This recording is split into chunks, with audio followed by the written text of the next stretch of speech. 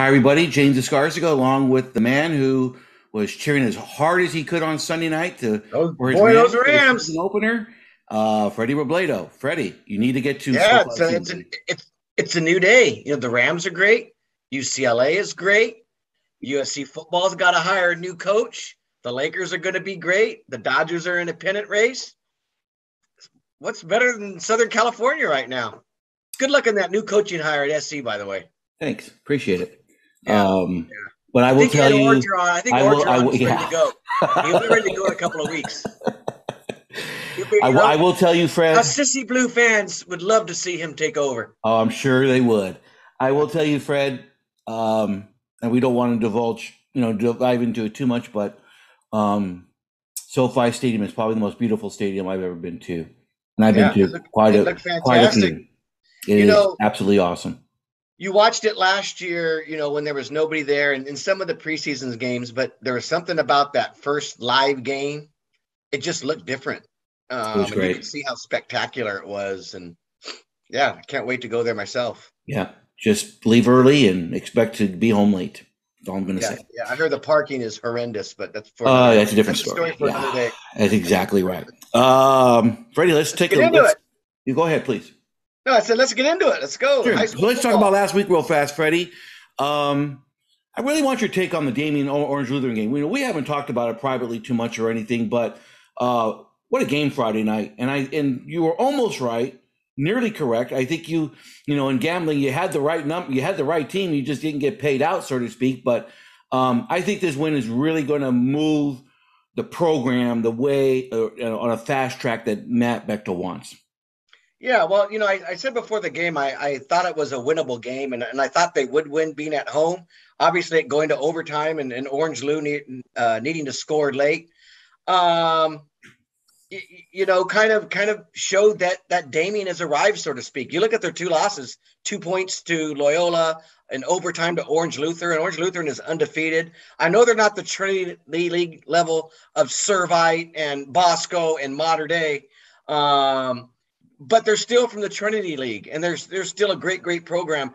And Damien wants to be able to play with those type of teams and show that they can compete with them, and they can. And when you really look at it, James, they're not going to play a Bosco, Mater Dei, or St. John Bosco anywhere the rest of the year.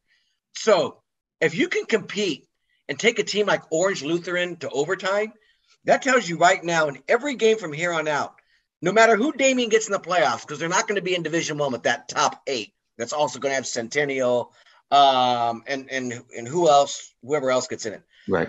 They're going to be, their ceiling, I think, is going to be Division II.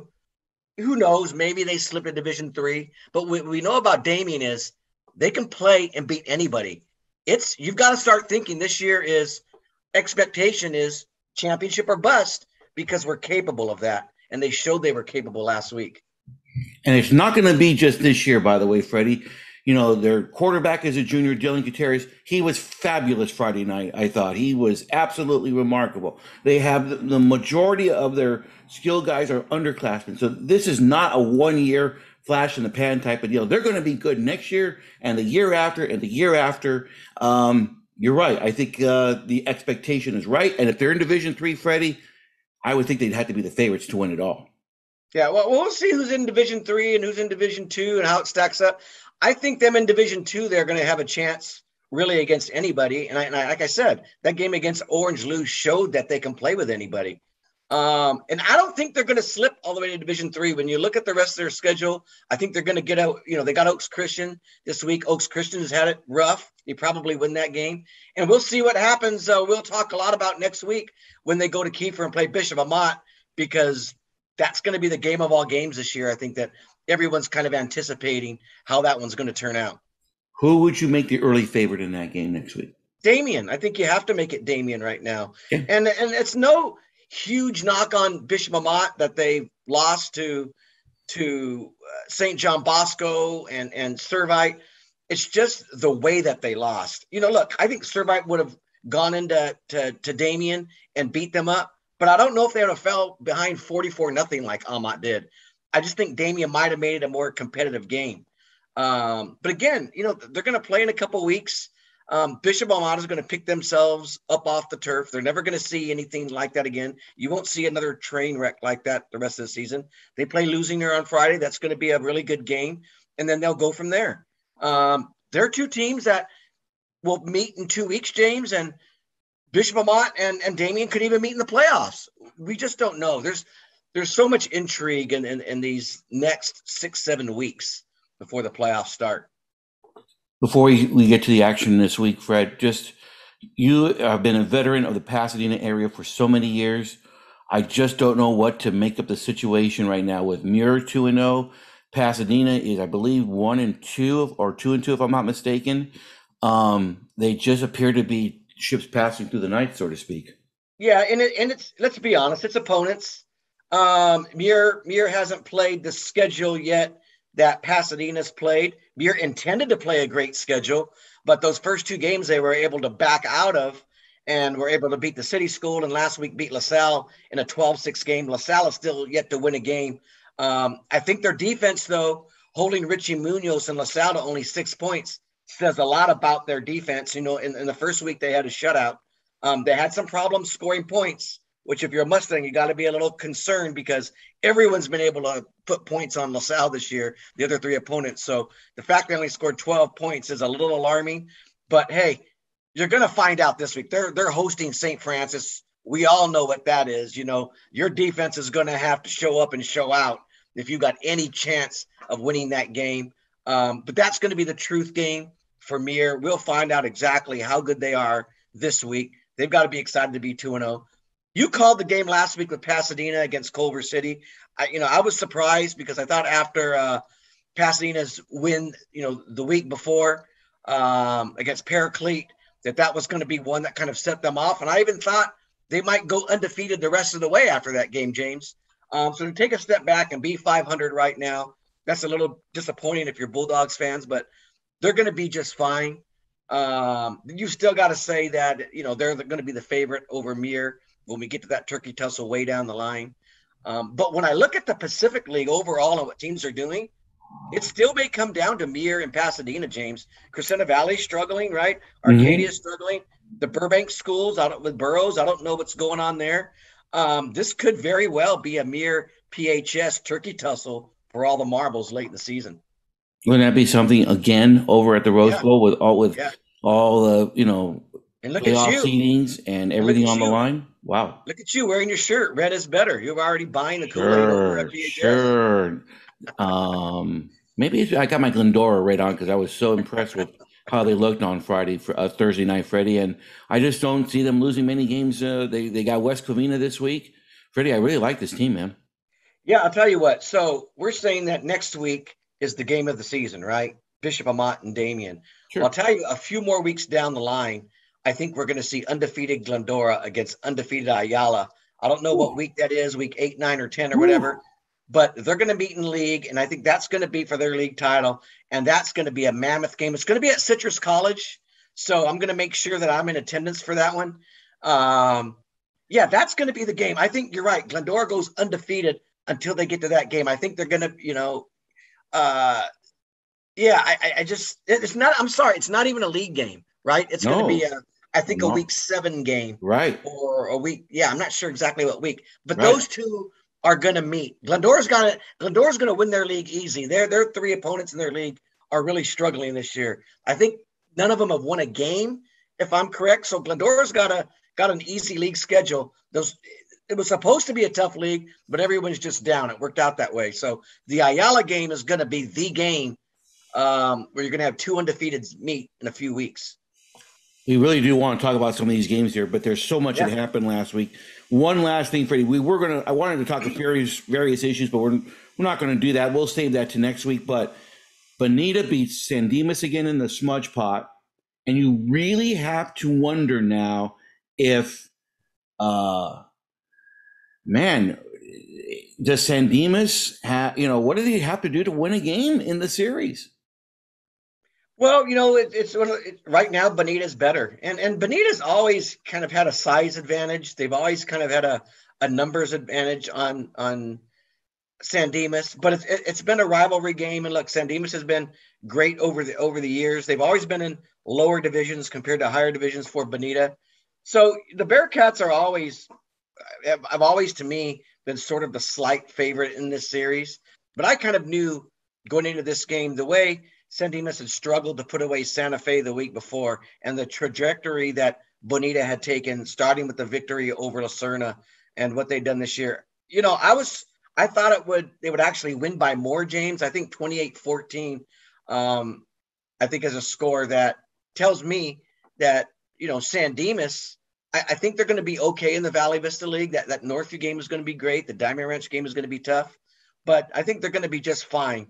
The game I really want to see in a couple of weeks is when San Dimas plays Monrovia. That's the old fashioned. Those teams used to go at it for championships back in the old Mid-Valley, or when it was Division 9 and 10. And that's going to be great to see them renew, because I think if Monrovia, if there's one game on their entire schedule where you think they might lose, San Dimas could be that game. La Cañada is another one making noise right now that we haven't been talking about, but San Dimas can actually, I think that 14-point loss to Bonita leads me to believe they'll have a shot against Monrovia, especially since Monrovia, it took everything to beat Los Altos and West Covina for them. All right, so that's all the action. That's all the thoughts from this week, and believe me, there's so much more. We have El Rancho's 3-0. Baldwin Park is, I think El Rancho's 4-0. Baldwin Park is 3-0. La Cañada is making some noise. So there's a lot. Things are starting to develop, Freddie, and I think that's one of the things you're going to hit on your column. That's going to be online Thursday. They'll hit the print on Friday. Let's get right to work here, Freddie. We got a lot of games this week. Let's talk about our headline games of the week. We're going to start with Lusinger at Bishop Amat. And you kind of dived into it a little bit, Freddie, with Amat losing to Bosco and to Servite. They need some real mojo on the confidence level, and this is probably the right game for it Friday. Yeah, with high school kids, James, and with social media today, optics are everything. And all people see in that Servite game is 44-0 at half, 58-7 final score. And what has happened to Bishop Amat? Bishop Amat is way overrated. Bishop Amat is this. Bishop Amat is that. Truth be told, almost every team that's not Servite, Mater Dei, or St. John Bosco, anyone who plays those teams is going to get hammered pretty good. I mean, Servite hammered Mission Viejo by about 35 points the week before. Mission Viejo is probably going to be a top 8 team when the divisions come out later in the year. They've just stepped it up to that level. So, Bishop Amat was in over its head. Now they come back to reality, and you really have to. If you're Bishop Amat, if you're Steve Haggerty, if you're those kids, you need tunnel vision now. You've got to flush those last 2 games. Remember how well you beat Alhambra in week 1 and what you look like. And you got to realize, Lusinger's coming into town. They're a pretty good team. I think they're 1-1, and one of their losses was a really close game. One of their wins was a close game. They played 2 good opponents. They've got a few Division I kids on their roster. This is going to be a type of Mission League game that they're going to see down the line. This is going to be a Damien-like opponent. And Bishop Amat, what they're going to find, James, I think, is Tobin Odell is going to have a little bit more time to pass, and he's going to look more like we saw in week 1. I think Aiden Ramos, who didn't play in week 1, and has had to play the last 2 games trying to run the ball against Bosco and Servite, I think you're going to see what he's really going to look like when he gets into the Mission League and we see him in the weeks to come against Lusinger. So, I'm not 100% sold. I'm going to probably go to that game on Friday, the week before Damien, just to see what this looks like, see how they bounce back, because Bishop Amat is still a really, really intriguing story. But I like a bounce back win here, James. I think they're going to feel themselves being able to move the ball and do things like they did in week 1. And they need some confidence going into Damien next week, because Damien has all the confidence right now. I think if, people are looking at this, they're expecting Damien to come in there and put the smack down on Bishop Amat. I think Bishop Amat's kind of got to, it's got to drink its bottle of Get Tough this week, as I like to say, and take on Lusinger and get ready for next week when they host Damien. I will take Bishop Amat as well, Freddie. Yeah, we'll both take them here. But yeah, I do have to agree. Next week's game will have a Super Bowl-esque type of atmosphere to it, because you have 2 fan bases that are they don't like each other. First off, you just watch them in baseball. You there's can figure that out. Nothing from A to Z that likes each other from either side going into this, from A to Z, James. I don't care where you want to start A and how you want to end Z. These two programs want to beat each other in the worst way. And I sort of feel bad for the loser because I know what I'm going to read on social media. I know what the optics are going to be for the team that loses that game, and it's not going to be fun, and they're going to have to pick themselves up. It's going to be a tone setter for the rest of the season for those programs for sure. What are the two words I like to use? Buckle up. Here we go, man. It'll happen next week. So we both have a Monty over Lusinger. Our second game is Harvard-Westlake at Pasadena. And again, we mentioned this earlier in the video. We have Pasadena now. You know, they lost to Culver City. That was a quality game that they needed to win that they didn't get done. However, I don't think Harvard-Westlake is in the same category as Culver City is, but at the same time, they are off to a fast start. This is a game I believe. I think Pasadena will win, Freddie, but I do believe if optics are everything, they need to put up some points on Friday night to make sure to let everybody know that they're real. Not only put up some points, James, they've got to play better defense because I think when you look at a lot of their games, they've given up too many points. I mean, you know, that's the difference between them and Muir right now. Muir might have a better defense than Pasadena. I think Pasadena can put up points. Harvard-Westlake was undefeated until this past week. They suffered their first loss. I was kind of looking at that game as a circle on your calendar game because I thought Harvard-Westlake might be 4-0 going into that game. But I think that loss has got to give some Bulldog fans, a better feeling going into this week. And you're right, they can't go 2-3.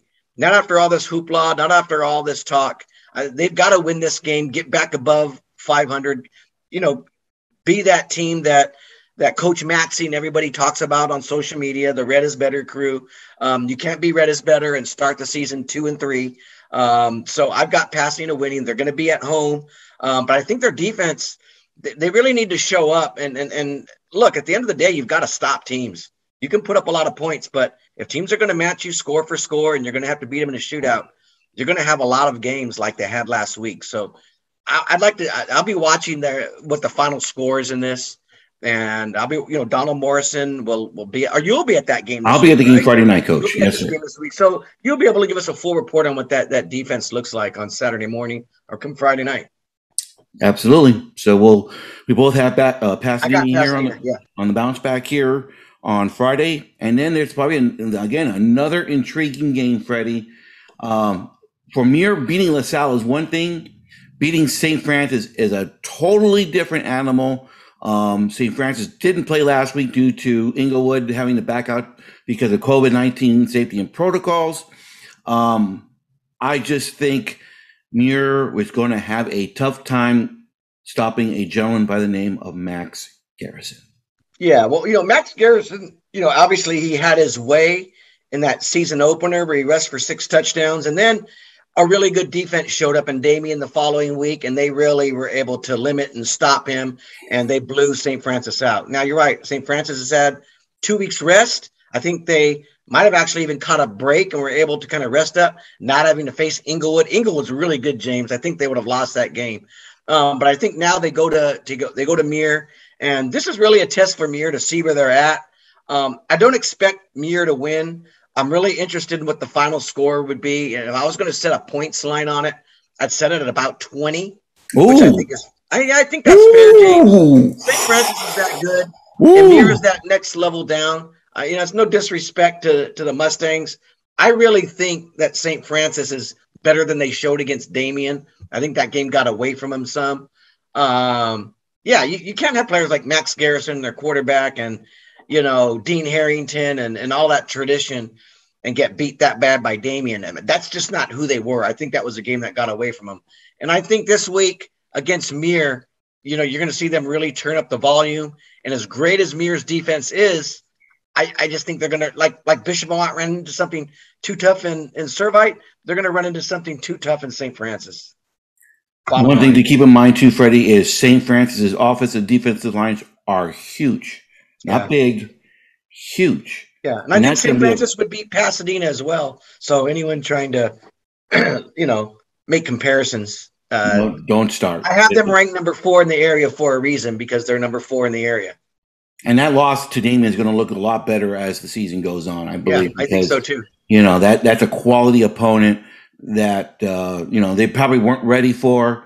We'll just see how that plays out again at the end of the year. But we are both going to take St. Francis on the road to win Friday night at Muir. Let's talk about a few other games here quickly, Fred. Thursday night, decent Thursday night schedule here. Yeah. We'll start with Oaks Christian and Damien. And I think many of us, Freddie, are a little caught off guard and is shocked to the senses that Oaks Christian is having a terrible season. Yeah, they really are. And this is if you're Damien, this is the scary game because you're coming off that game against Olu where you really feel good about yourself, even though you lost. Kind of a statement game. That Oaks Christian's coming in here and hasn't played that well. So I think you're expecting a win and you're looking ahead to Bishop Amat next week. And these are these kind of trap games, James, that can sometimes really get you in trouble. As a guy who's been on coaching staffs, these trap games are really dangerous, especially against a team that has tradition like Oaks Christian that's going to be going in there with nothing to lose and doing everything to get their first win. So I think Mac Bechtol's got to have those guys ready. It's going to be a short week coming off the game from last week. And, I expect Damien to win, but I wouldn't be surprised if after the first quarter, this is a 7-0 game or maybe a 14-7 game at half. And then Damien wakes up and puts them away in the second half. That's kind of what I'm expecting. But we're along the same lines, although I do believe that Damien will go off to a bit of a faster start. They scored on their first two possessions Friday against Orange Lutheran. They had no trouble winning the ball. Trap games are real. Trap games are real. You are right. Trap games for a reason. Yep, but I will take Damien as well Thursday night in a key matchup at Dick Larson Stadium, and I will be there to cover the game on Thursday night. Freddie, I'm really fascinated by this other Thursday night game we have here, which is Northview at California, and I really am a bit concerned now about Northview. They lose this game, Freddie. There's not many other games on their schedule you can find W's. Am I correct? Well, you're looking at their league, which is going to be tough for one. But I'm not as down on Northview. I thought Covina impressed me. They really did. It was a good game. I think Northview's defense is decent. I think their offense is going to have days when they look really good and days when they struggle. And I think you saw all of that in that game against Covina, a 22-20 loss. But hey, look, Northview played Charter Oak tough for a half. That Covina game could have gone either way. Cal is a similar team to me, like Northview. They've got Van Johnson, a running back who can really go off. I thought Northview did pretty well when Covina tried to run the ball last week. So I like their chances there, James. I'm going to go for Northview. And I don't know if it's an upset win. I don't know what the Cal Preps projection is, but I think Northview's going to bounce back and get a win this week at Cal. I'm taking Cal here. I really like Vance Johnson. I really like the offensive scheme that they got going over there. They also play a little bit of defense. This is going to be a really close game. We have John Sherrard at the game, but I am going to take Cal here. But I wouldn't be surprised if Northview won as well. Our Friday night special here, Freddie, is another doozy. It's St. Paul at Damien Ranch. Now, I think St. Paul, I don't want to say they're back, but they're close to it. All right, they've beaten everybody they needed to beat. They were supposed to play Cathedral 2 weeks ago. They didn't play because of COVID-19. This is the game we're going to get a lot of answers on, I think, right? Yeah, and Diamond Ranch is 1-3, but you've got to realize, they've lost to Ayala, Chino Hills, and they've been shorthanded in some of those games.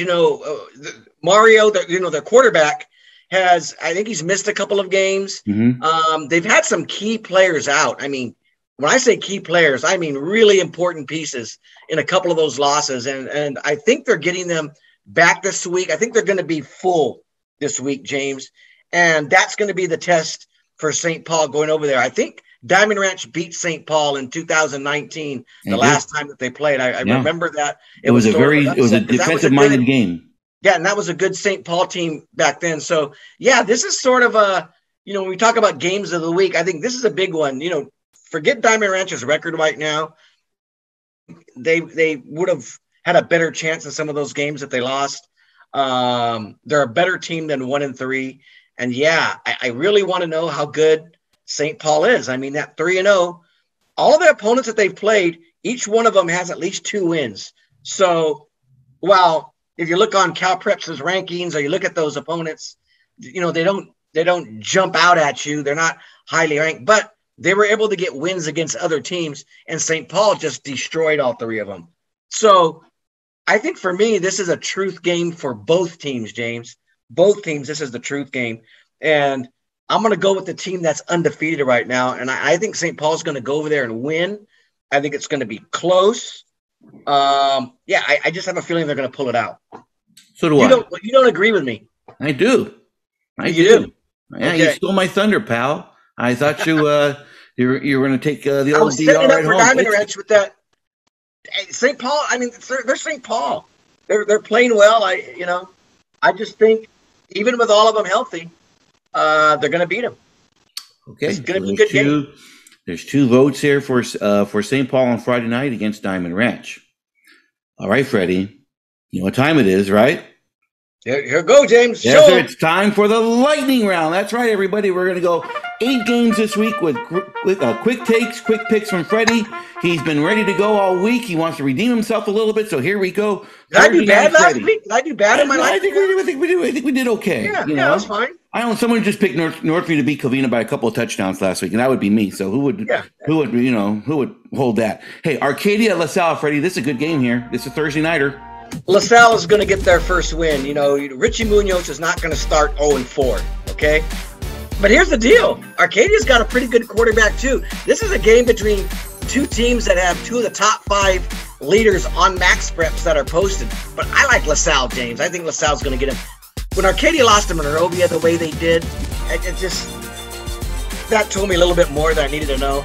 I like LaSalle here. They played competitively against Muir last week. They're going to get their first win. Okay. Don't agree with me. Go ahead. I don't. I'm taking Arcadia. Go ahead. Rosemead is at Baldwin Park, and I think Rosemead fans are hoping that their team doesn't turn the ball over 5 times like they did last week. They lost to Schurr. I'm going to probably go to this game, James, because Baldwin Park's not too far from my house. Yeah, there's your sleeper surprise. I think it's a good game. You know, Rosemead was able to go and beat Ganesha, the same Ganesha that beat Pomona this week for the first time in 4 decades or something. They've lost some tight games. I think this is going to be a really, really tight game. I'm going to actually take Rosemead in an upset here, James, to knock off Baldwin Park. How you like that? Ooh, okay. And we should mention, nice little item we put in the notebook today on both Northview and El Rancho. Glendora at West Covina. I'm assuming Freddie Glendora is at least 4 touchdown favorite here. Yeah, I think you're going to see the same thing in this game that you saw against Los Altos. Glendora's going to race out to maybe a 3 touchdown lead in the first quarter, and that's all she wrote. And it's no discredit to West Covina and what they've done. It's just how good Glendora is right now. They're that next level of public schools. They've separated themselves in our area from the Charter Oaks to me and the Lucernas and even the La Habras right now. Glendora is that public school marker that everyone's chasing. Friday, we have Bonita at Los Osos. Freddie. Bonita. I mean, I think Bonita's – and Los Osos isn't what they've been in the past. Bonita's playing great football right now. I like Bonita by a couple of touchdowns, James. Foothill is at La Mirada, and the Fight Machetes have a 2-game winning streak, Freddie, I believe. I think did they lose their season opener and then win 3 straight? I think it's 3 straight. There you go. Yeah, 3 straight. Right. They're going to make it 4 straight on Friday, James. It's a game they have to win because guess what? They're playing Modern Day next week. What are they doing? Oh. What are you doing? There's a reason Modern Day can't play anybody in the section. It has to go outside the state. It's because nobody should be playing them. But that's what Mike Machete does. I think they're going to get a win this week, and I hope that they don't get injured next week. Kudos to that. San Dimas at Schurr. Saints are looking for a bounce back after an emotional loss here, Fred. And I'm sure they're going to get the bounce back win against Schurr, James. Okay. No pun intended. Yes. San Dimas, I thought they came out of that.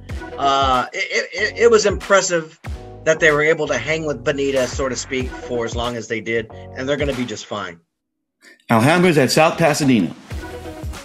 That's a toss-up game, James. But I think I'm going to go with Alhambra. I think I like Alhambra right now.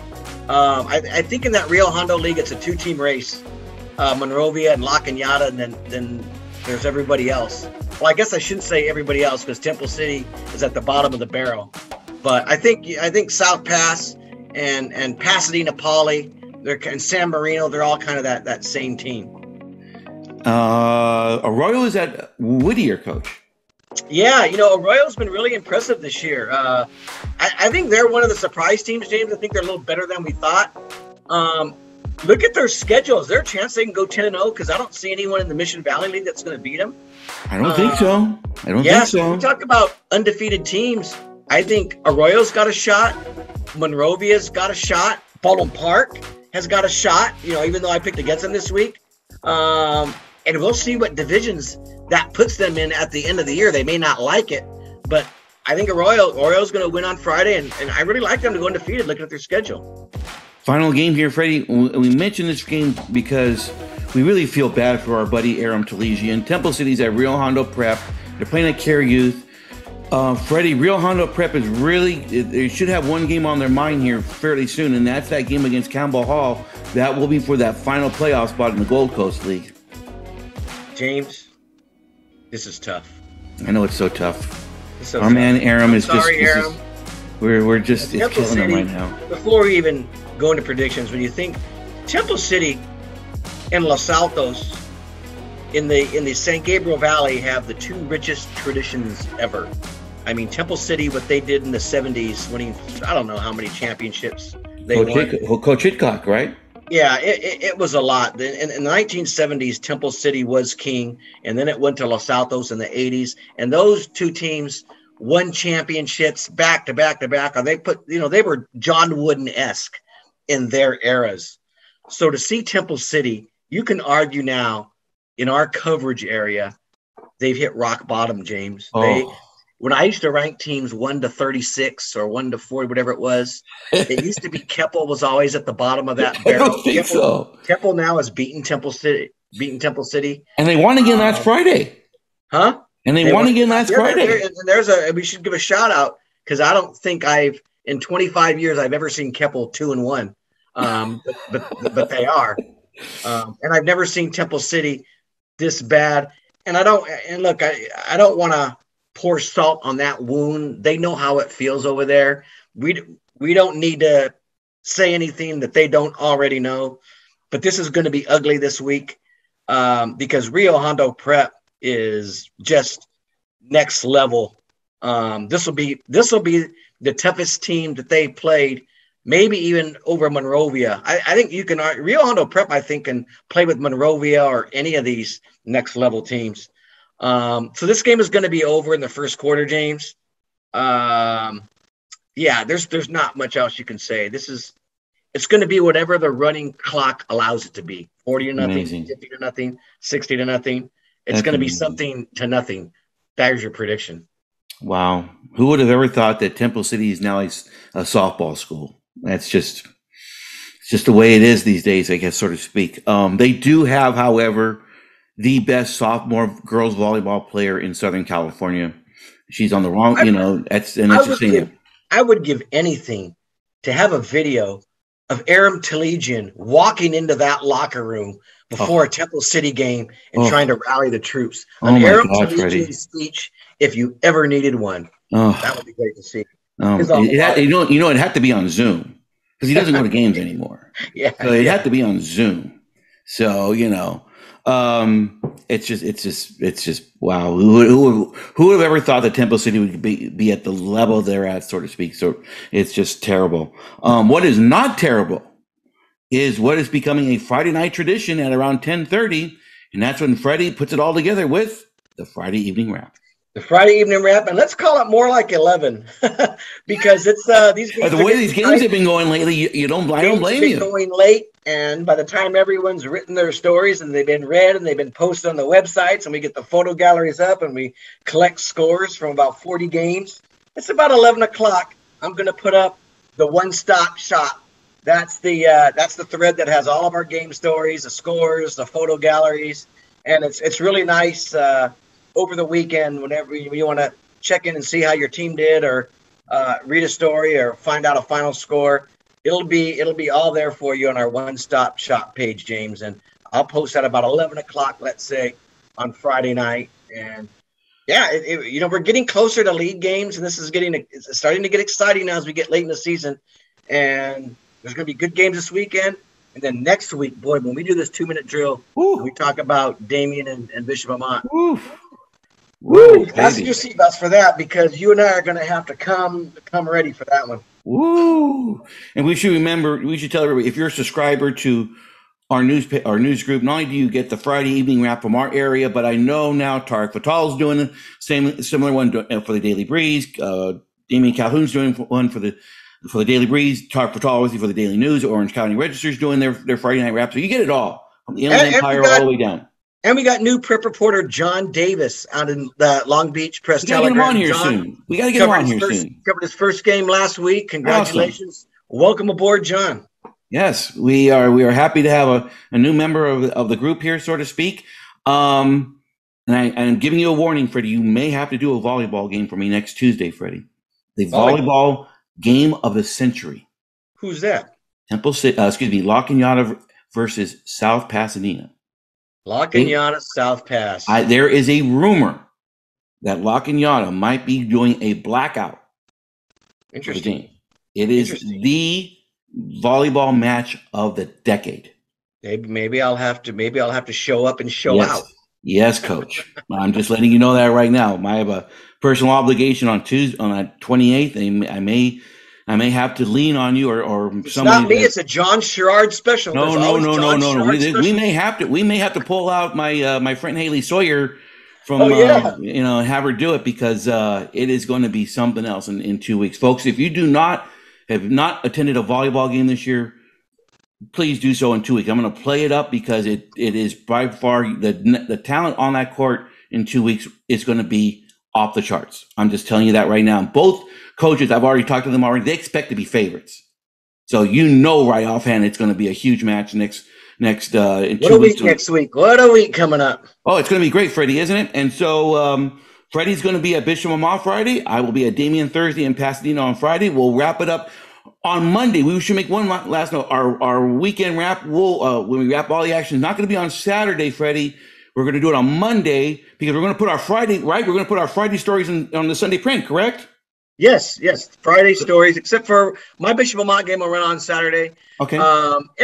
Just check everything will be online, and then perfect. Sunday we'll have game stories. Saturday we'll have game stories. We'll have full game stories with quotes and all the pageantry, everything you want. And I should note really quick, there is a Wednesday game this week. First time I can ever remember. Bassett is hosting Azusa. They agreed to play on a Wednesday night. Are you flying by there? Yeah, no. And I get the score on that one, James. And no offense to either team. No. My best Rodney Dangerfield voice. No. And also, sort of breaking news right before we came on, El Rancho is looking for a game. They had their game canceled. There's a rumor out that they might be playing Canyon. We'll see about that. Follow me on Twitter. Follow James. One of us will post that as soon as we can. Like we already said, Covina had a game canceled on Monday, James. They had that game replaced already. Who are they playing? It's they are playing Kennedy High La Palma. Kennedy High La Palma. So they're gonna. And the good thing for Covina, James, is they were going to be on the road at Bell Gardens. Now they got a home game on Friday at the district field. So in some ways, that's a win-win for their fans. Can I mention something here real fast, Freddie? Yeah. That lettuce on the head of that quarterback at Covina, absolutely next level. Oh, I don't know if you've watched a lot of kids, James. That is the new hairstyle. That is what's kind of going around everywhere. This long, that. I mean, that doesn't work anymore here. Too much gray hair. Remember that '70s show? Yes. That's kind of coming back into style now with all of the kids. Oh my gosh! I see a lot of the curly hair and the short sides. That's it, man. That's the new style. Tremendous head of lettuce. I've got to say. And Jake over there at Covina, he's a freshman. I've just given him his new nickname for the next 4 years, Jake the Quake, because he's rocking Covina. Jake the Quake, baby. First win for Covina over Northview in 10 years in the rivalry. Jake the Quake. Tell. Wow, that's amazing. That is amazing. This is what Covina looks like right now, James. This is what Covina looks like. It's rocking with Jake the Quake. Just like UCLA's rocking at the Rose Bowl, they'll be That's rocking right. 7:45 on Saturday night That's right. against Fresno State. All right, Freddie, thank you, Freddie. Have a great week. We will see you all next week. Until then, it's sayonara for now.